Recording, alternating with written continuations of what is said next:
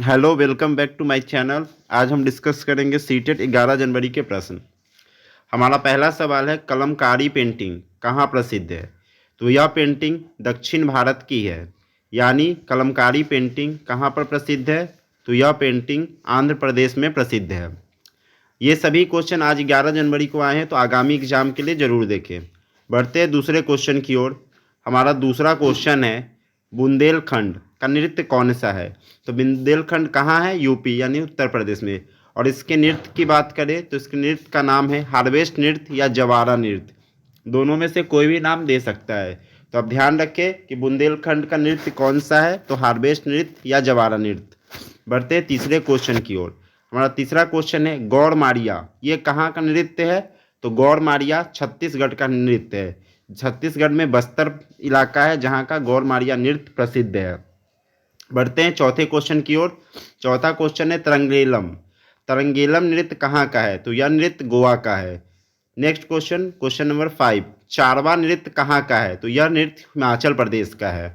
बढ़ते हैं अगले क्वेश्चन की ओर। हमारा छठा क्वेश्चन है वाष्पीकरण के बारे में, कि वाष्पीकरण इवेपोरेशन की दर कब बढ़ती है?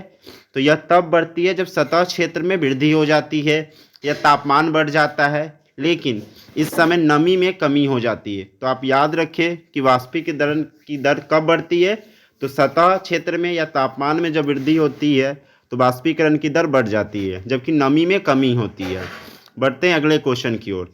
सातवां क्वेश्चन है, भारत का सबसे छोटा केंद्र शासित प्रदेश? तो लक्षद्वीप है। अगर बात करें लक्षद्वीप में टोटल कितने द्वीप हैं? तो 36 द्वीप है। अगर बात करें भारत में राज्यों की तो 28 राज्य हैं, और केंद्र शासित प्रदेश की बात करें तो 8 केंद्र शासित प्रदेश है, जिसमें सबसे छोटा केंद्र शासित प्रदेश लक्षद्वीप है, जिसकी राजधानी कावरती है। इसको ध्यान रखें। बढ़ते हैं अगले क्वेश्चन की ओर। आठवां क्वेश्चन है, भारत का सबसे बड़ा केंद्र शासित प्रदेश कौन है? तो भारत का सबसे बड़ा केंद्र शासित प्रदेश लद्दाख है, जहाँ पे चांगपा जनजाति रहती है। जबकि सबसे छोटे की बात करें तो अभी थोड़ी देर पहले हमने समझा था, वो लक्षद्वीप था। बढ़ते हैं नौवें क्वेश्चन की ओर।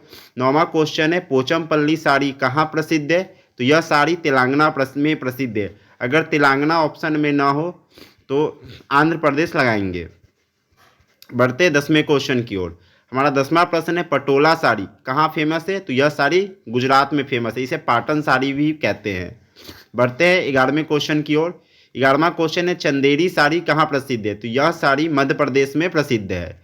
नेक्स्ट क्वेश्चन है हमारा, जमदनी साड़ी ये कहाँ प्रसिद्ध है? तो वेस्ट बंगाल यानी कलकत्ता में यह प्रसिद्ध है। बढ़ते हैं अपने 13वें प्रश्न की ओर। नौवारी साड़ी कहाँ प्रसिद्ध है? तो नौवारी साड़ी महाराष्ट्र में प्रसिद्ध है। इसको ध्यान रखिए, जो आज के सीटेट के नए कुछ प्रश्न थे।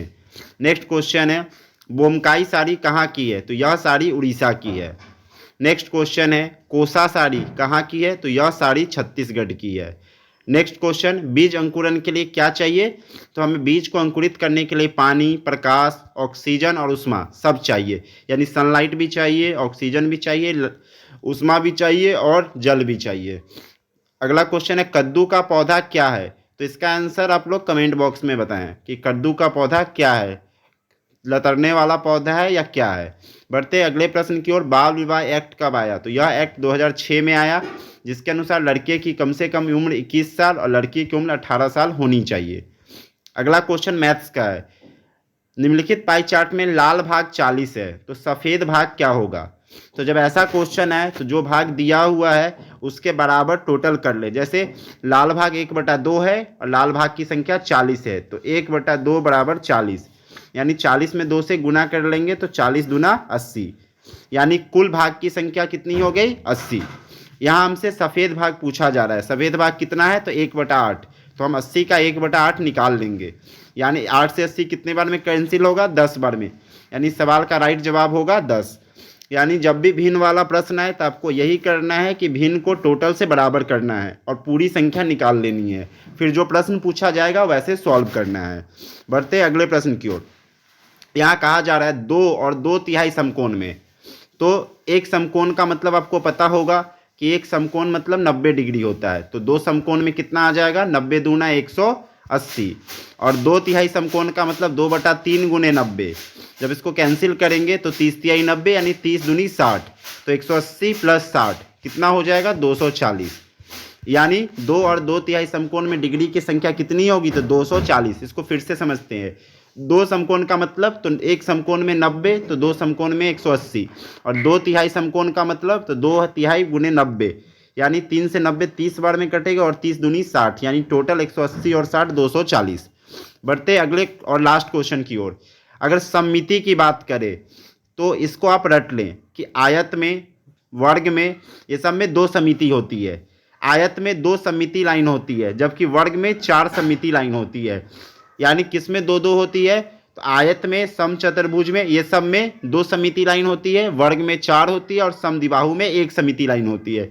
यानी समद्विबाहु में 1, वर्ग में 4 और आयत में 2 सममिति लाइन होती है। नेक्स्ट वीडियो कुछ समय बाद अपलोड कर दी जाएगी। तब तक वीडियो अच्छी लगे तो चैनल को लाइक, सब्सक्राइब और शेयर जरूर।